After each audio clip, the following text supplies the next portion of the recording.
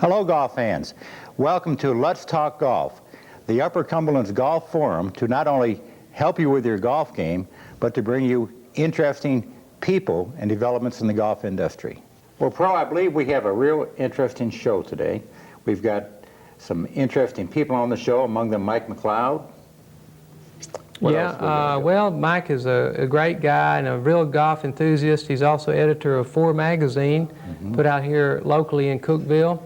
And we're also going to work on some stroke-saving shots around the greens, especially that. I remember the shot you hit in Nashville. We won a little pro tournament down there, and Jack got it up and down on the last 2 holes from behind a bunker to save par. I don't know where I was at the time, but anyway, he took good care of us. You went to lunch. I did. I want to find out if that was luck or if that was skill, so we'll find that out today. What you're trying to say, Bobby, is I don't hit as many greens as you, so I get more chances to get proficient with a wedge. But some people say you miss a green on purpose just so you can either chip it in or get it up and down for the par. I wish that were true. But also today, Bobby's going to hit some tee shots and tell us how to take advantage of the wind on a windy day. And probably, I think Bobby's going to hit some chip shots too. Today's show will be called Scoring Tips. We're really going to not so much get into the mechanics of the swing, but give you some tips on how to score better with the swing you already have. Plus, in the near future, Bobby, I think one great thing we can really do on this show is Tennessee has so many great golf celebrities. You know, people like interesting people. Yeah, like Mason Rudolph, Kerry Middlecoff, Lou Graham. Bobby Nichols, the current Tennessee State Open champion right here in Cookeville. Yeah, in Cookeville, we right now have a former State Open champion, which is yourself, current Open champion Bobby Nichols, and you're the current Tennessee PGA senior champion, I believe. Is it the senior champion? I guess so. Yeah. So, and Gibby Gilbert's right down the road in Chattanooga, so. We've got the golf doctor here in town, too. I heard that. Good. Well, Jack, you're a very knowledgeable club maker, and in the golf industry, Jack is known as one of the real authorities on golf, and we're just very fortunate to have him here in Cookeville for the summer. And I'm so happy that the people around here can learn to meet Jack and hear what you have to say about the game. Good. Well, thank you, Pro. Well, let's go outside now and hit some shots. Let's go. And Jack, you're really good on this shot. In fact, you shot 77 in Hubie's Southeastern Senior Tournament yesterday, and they tell me you got it up and down on nearly every hole. Yesterday I had a chance to practice this shot quite a bit. And being as I don't hit the ball maybe as good as Bobby, but you're a touring pro, I've become very good at this shot.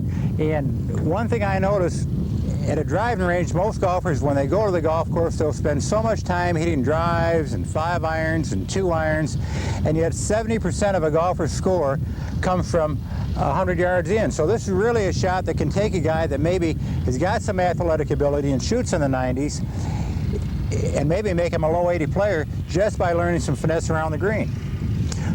Well, show us how to hit that shot, Jack. Well, before I do that, Pro, could you show the audience the importance of having a good lie for this shot? As you can see, this ball is not laying very good. I would have a very difficult time hitting this shot from this lie. And in preferred or winter rules, we're allowed to move the ball 1 club length. And I think this is a very important part of golf that most high handicap golfers don't realize.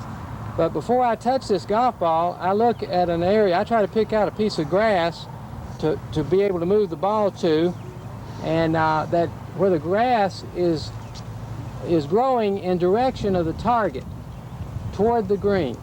And I make sure to remember the rule that I can't move the ball any closer to the green. I have to move back. So I'm going to take this ball. Let's see. I'm going to pick out a piece of grass. Now this right here is laying toward the target. I'm going to move it within a club length and be real careful to roll the ball up on the grass and try to get it to stay there. Trying to keep it off a clump, aren't you, Bobby? Yeah, there it is. No grass between the ball and the club, coming in this direction. Of course, another important aspect of this shot is actually the wedge itself, too. I know whenever I work with good players or people that are trying to play better, I really make sure they have a good sand wedge. Bobby, what makes a good sand wedge?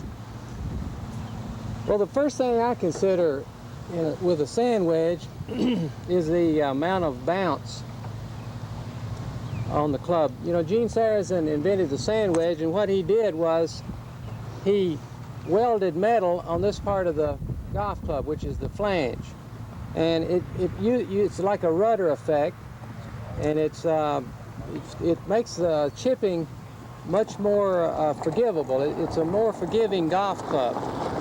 And so, of course, the other things to consider is the way the shape of the head is. That's a personal thing to consider. And then the grip and the frequency of the shaft.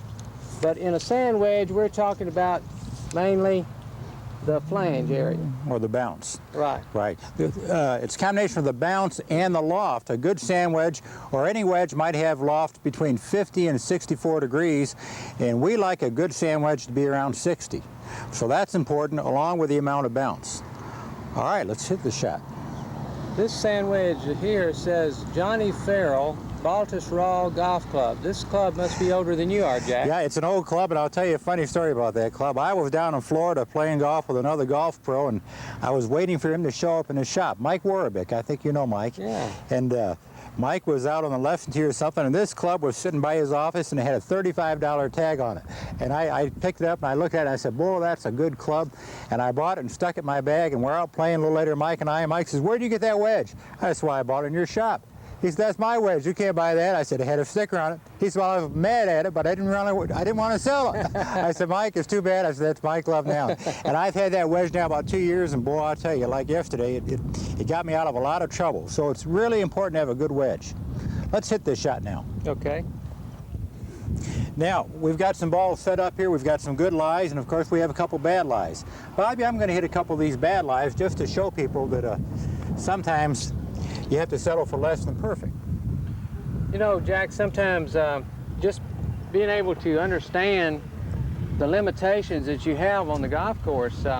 If I had that shot there from that poor lie, the best I could hope for is to get the ball on the green, let's say 10 or 12 feet past the flag, because if I try to get too cute with the shot, I'm going to leave it in the bunker. Be right in the trap. And of course, that pin's probably only maybe 6 or 7 feet on the green. So if I were playing, I'd be tickled pink to get somewhere where I had a chance to make a putt and maybe get a par. All right, let's try a couple hard shots here first.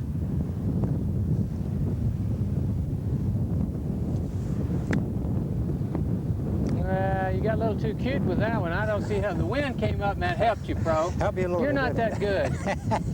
Well, I'm going to show you, pro. Here goes. Here goes. Tight lie. Tight lie, you got to spank the ball a little bit. Oh, my. Don't go in. Oh! Now, pro, now hit the easy shots. This is really going to... Now that you've hit the hard shots, I want to see you hit the easy shot. Now, that's going to be a hard act to follow. Sort of dead hands, and don't try and help the club too much. That's a beautiful shot. Well, thank you, Bobby. Soft hands, and you can feel the club in your hands. Feel the club. Now, of course, I've got the good lie in my ball position. I play the ball maybe a little bit front of center. And I actually, I don't know if you ever heard this, Bobby, but I actually use almost a putting grip on this shot, too. I weaken my left hand a little bit instead of having my left hand over so much as when I hit a full shot, and that takes some of the pronation out of the shot. So I've got my left hand a little weak. I'm not going to be very rifty. It's a very dead hands kind of a shot. Beautiful shot. Beautiful shot. Go in. Get in. Very nice. The high and soft. Now, a couple over here, and then we'll get out of here. Score. Pretty good. Beautiful shot. Go in. Great shot, pro. I wish you'd teach me that shot. No, pro. Good. A whole lot of shots I wish you'd teach me. Nice shot. Now you hold that club light in your hand so you can get the feel of the shaft in the club, right? Yes, sir. I hold it light, and I also try and hold my left hand back a little bit, more like a putter grip. I don't use my regular golf grip. I weaken my left hand a little bit. Almost let the weight of the club just sort of fall through the ball, like that. Very nice. A little tighter lie here. Oh, yeah. Much better off the tight lies, don't I? Yeah, you like those tight lies, pro. All right, get in the hole. That's a tough shot. Great That's shot. It, the high and soft lob wedge. Thank you. Well, Bobby, today we've got with us Mike McLeod, editor of 4 Magazine. Yeah, we're very fortunate to have Mike with us. And Mike, tell us a little bit about the magazine. First, let me just say that I'm happy that you have me on the show. I think this is a great idea, something that the area has been needing for a long time. 4 Magazine is actually a tabloid that we started last summer. That's a nice word, Mike. It's a golf tabloid. I saw this in Hawaii on my honeymoon. And by the way, You're married, Mike? yes, I am married. Oh. And my wife and I got married here, actually, on behind 7 Green. So you might say that I'm a golf enthusiast. And Here at Cumberland Cove? yes, at Cumberland Cove here. So I hope it lasts longer and does better than my golf game at the moment. Great. Well, Mike, what gave you the thought to start 4 Magazine? Well, Jack, I love golf and just starting to play it more and more as I get into my business career. And I'm in publishing, and there are a lot of tournaments here. A lot of people win tournaments, and they don't get as much recognition as they should, I think. And I just came back from Hawaii and thought, I'm going to start a golf publication and help promote golf in Upper Cumberland. Great. And just give us a little bit of an idea of what's going to be in 4 Magazine. Is it going to be mostly news or results, or what are we going to handle? It's a little bit of both. We have interviews like we're doing Cookeville's Finest magazine, which we started 2.5 years ago, just personality profiles in 4. And then we have results from all the tournaments in the Upper Cumberland, give everyone a little bit of credit so they can see their name in print and save it for memorabilia. Great. Might you be having some golf tips from various pros in the area? We're going to start that in the next issue. Great. Bobby Nichols is going to help us out. He's Great. going to talk about some of the green shots that you're going to be showing people today.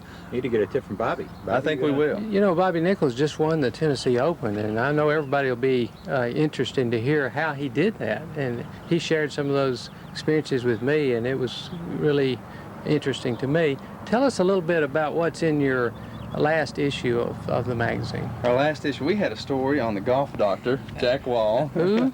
The golf doctor. Jack's been a tremendous supporter of golf in this area. He's doing a fine job in helping people learn the game and improve their game. We had a scorecard in here. The best score ever shot at Cumberland Cove is a 28, and I think Must have cheated. I think a guy named Bobby Greenwood did that. Yeah. But we're just covering a lot of stuff. We have updates on Budweiser Scramble League. We have stories on golf courses at White Plains Golf Course. Good We have a course. story on the Detweiler family. They're a tradition in the golf industry. So Great folks. yes, they are. Good. Well, you're certainly doing a nice job, Mike, and keep up the Appreciate good it. work, and we'll be looking forward to your next issue. We will. It'll be out in Bobby, about a thank week. you, bro. You're welcome, Pro. I enjoyed it. There is a few basic fundamentals that you need to remember in chipping. You always want to try to land the ball on the putting surface every time if possible. You use enough loft to get the ball to the green, and at the same time, you need to just remember this. Every time you chip a golf ball, try to chip the ball as low as you possibly can with the club you're using. Now, Jack's shot he was using over there to get over the bunker, he had to get a little fancy with that shot, but we're doing just regular chipping, and we want to keep our hands ahead, we want our weight on our front foot, and we want to chip the ball with as low trajectory as possible. And it does 2 things. Number 1, it helps you to make good contact with the golf ball, and also the golf ball will react to the putting surface the same way every time. We're going to hit a few shots and show you what we mean. When we talk about the hands ahead of the ball, Jack has his weight on his left foot, and he's going to chip this ball as low as possible. The hands are ahead, and he's not going to dish it or pick it up or anything. He's going to keep his hands ahead and kind of like trap the ball between the ground and the face of the club. So he's going to just hit it low. Wouldn't want to scoop it or flip it or Exactly. wrist it, would I, Pro? That's right, buddy. Try to lead with the butt end of the club or pull it or... Yeah. That's it. See, that will enable you to make good contact, because you don't want any, those chili dips are hard to figure. Wow. Yeah. And you know, you want to make good contact with the golf ball first, and then you want to control your distance. Accuracy is down the line. Mainly in chipping is distance. Distance is controlled by trajectory. Trajectory is controlled by having your hands ahead. Remember, every time you hit a chip shot, chip the ball as low as possible. If it needs to be a little bit high, use your sand wedge. I chip a lot with a sand wedge. I'm going to hit a shot here with the sand wedge, and it's a pretty short little shot, but Tough shot. I'm going to keep my hands ahead.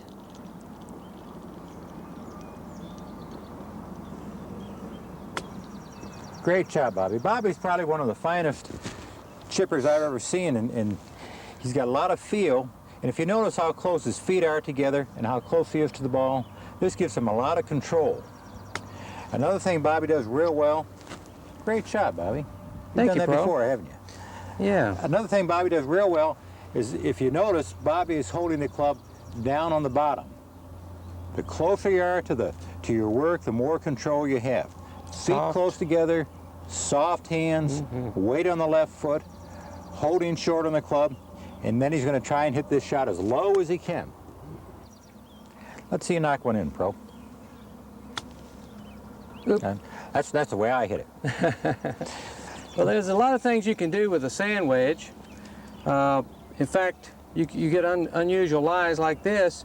This is a shot Jack likes. This is a shot you would hit if your opponent's ball came to rest on your ball, and you want to hit your ball without touching your opponent's ball. And Show us how to do this, Pro. And catch the ball on top. And then this catch takes it. great concentration. Great concentration. Maybe one of the hardest shots you've ever attempted, Pro. Quiet, please. Full attention is focused on Bobby. Great shot. Great shot. All right, on to the next scoring tip. Okay, we're gonna, no more trick shots now. We're getting right down to the basic, the chip and runs. Jack's gonna hit this shot with a 6-iron. Again, he's gonna use soft hands. There's a well-hit ball going right at the flag, fine shot. Jack, tell us a little bit about your technique on this shot. Beautiful shot. Pro, it's pretty much like you spoke about on the other shot. I'm doing the same thing with different loft. I've got the weight on my left foot.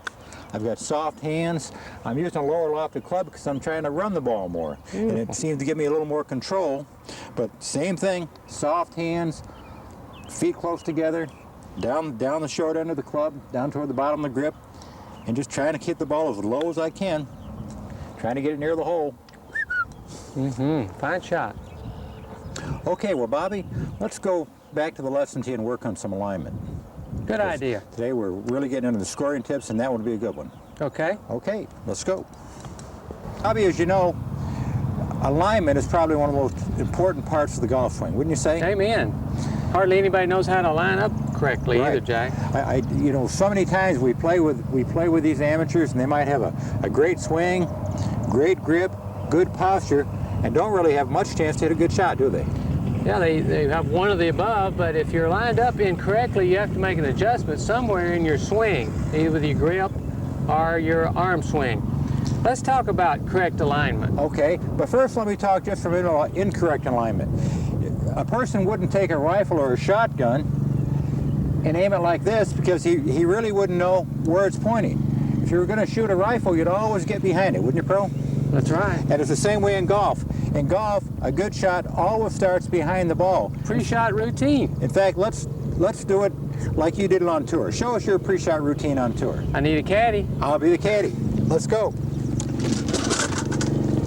All right, here's Caddy Jack, caddying for Pro Bobby. We're coming up the fairway. I get to the ball. Okay, how far do you think it is, Jack? I'd say it's about 180 yards right over that flag. Okay. All right, let's take a look now and see how we've got this thing lined up. Now, if we've done this properly, Bobby's feet, hips, show us like this, Bro. Bobby's feet, hips, and shoulders should be parallel to the line. Let's take a look here. Boy, I say, boy, is that good. That's right over that flag. In fact, that looks so good, Bobby. Let it fly. Okay. Right over the flag. Great shot, Bobby, and thank you. Okay, Bobby, we're going to hit some tee shots. Now, as we can see, it's a windy kind of a day here today at Cumberland Cove. And Bobby, if you were playing on the tour and you had a pretty windy day like this, what are some pointers you could give us on driving into the wind? Well, when the wind blows, of course, you've got to swing within yourself. Never overpower, never fight against the wind. Let the, play the wind. But the main thing I try to think about, on a windy day is to swing within myself, like maybe 70% of my power. Think rhythm and tempo and good balance, things that can work on a lot of shots, really. Good. All right. Well, today now the wind is sort of across and sort of behind us. So, would you tee the ball differently, or what are you going to do different? Well, if I was going to hit this shot and the wind was behind me, I might tee the ball a little bit higher. Okay. And of course, I do some things that maybe other people don't think about. But I might, as I come into the ball, I keep my head behind the ball and hit up on it to hit it a little bit higher. I'll hit one here to show you kind of what I got in mind. Let her rip, Pro. Okay. No, I'm not going to let her rip, Pro. I'm going to swing. I'm going to swing within myself. Great drive. Great drive. Thank you. I like the way you let the wind help it. Just works it back into play, doesn't it? Yeah.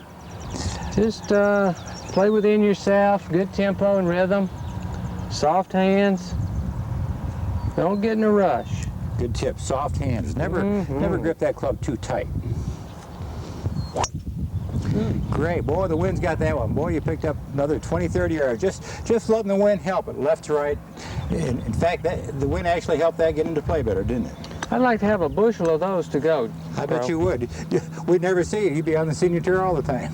Of course, Bobby's he's hitting the driver and he's letting the wind help the ball back in. He's got that left to right wind. But one thing to remember now, a driver's a great club to hit, but for an average guy that can't break 80, don't be afraid when you got that falling wind to take your 3-wood. The 3-wood's an inch shorter, it's got more loft, it's more forgiving, and you're really going to throw it high in the wind. Of course, the more you throw it up in that wind, the more the wind can help you. So don't be afraid to hit a 3-wood.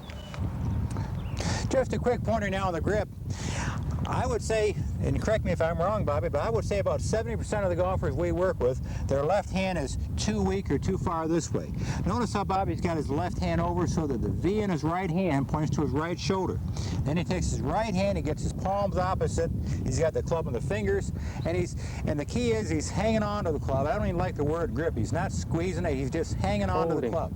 Holding it. Holding the club. Good. Okay, Pro, let one rip and we'll get out of here. It's starting to rain.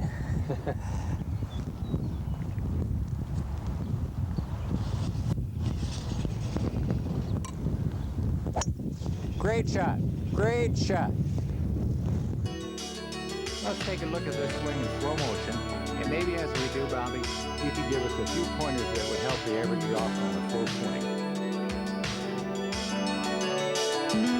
At the dress position, my thoughts are on the line of flight and how I can get my shoulder line, my hip line, and my foot line parallel to that line of flight so that I can deliver the blow, the path of the club head, toward the target down that line of flight. And I'd like to point out, Bobby, that if you look at your right arm, it's touching close to your body. And most golfers I work with, the right arm is higher than the left, and they all wonder why they slice.